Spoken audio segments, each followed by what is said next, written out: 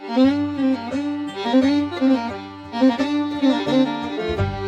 all, today I want to talk about another firearm that's coming out, and that is the Kimber XS Carry.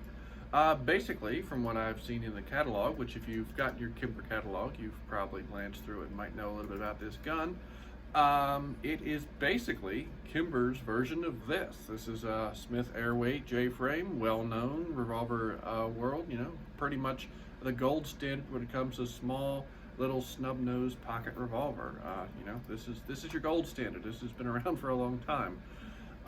So basically, Kimber has come out with a aluminum framed, basically K6s, kind of like their hammerless, their 357 Magnum.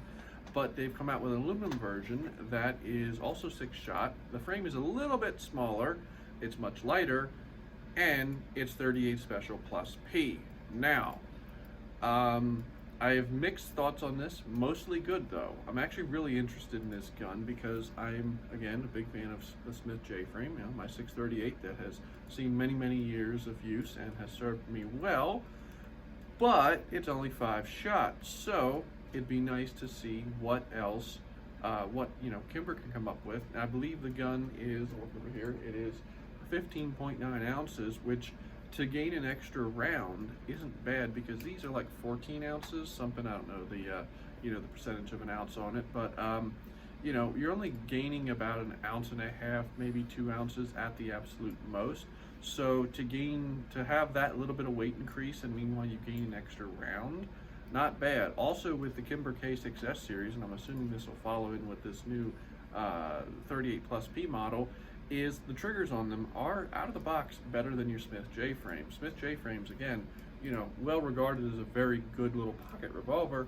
Their triggers are kind of heavy, kind of long, and takes a good bit of break in. Now this again has broken in and been pretty damn good for the years I've carried it, but out of the box, hands down, Kimber has a better trigger.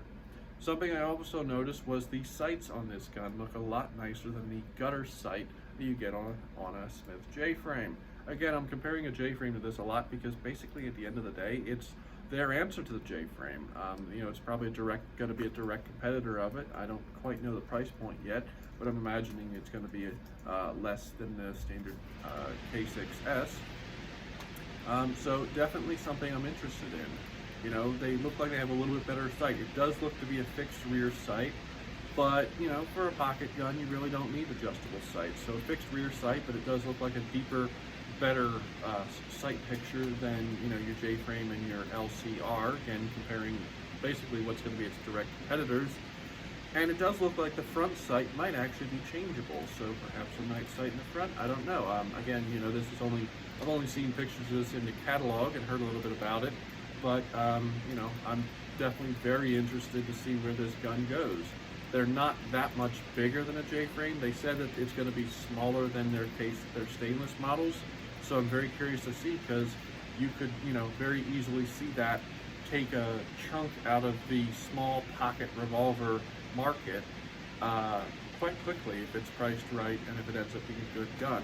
Now that I've praised it, I will say there's one thing that I wish they would do, and maybe they'll come out with future versions, and that's the fact that it's only 38 Plus P. Now, your air weights, your standard air weights, aluminum air weights are 38 Plus P, but Smith does make 357 versions that are scandium, titanium, and all that. So it'd be interesting to see if they take it and then they do a 357 version in scandium, titanium, again, the more expensive but tougher metals, because that's really where I would be interested. Once you learn to shoot those airweight revolvers, I have a 329 PD and 44 mag that I shoot, and once you get used to it, it's not as bad. For that market that wants that full power cartridge, in that light gun, I could definitely see the K6s or XS or however they would call it being a really cool addition, in a 357 Magnum, but with a lightweight frame.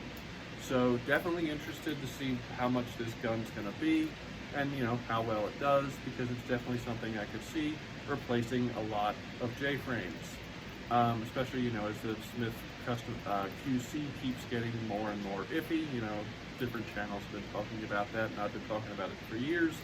So curious to see where this goes.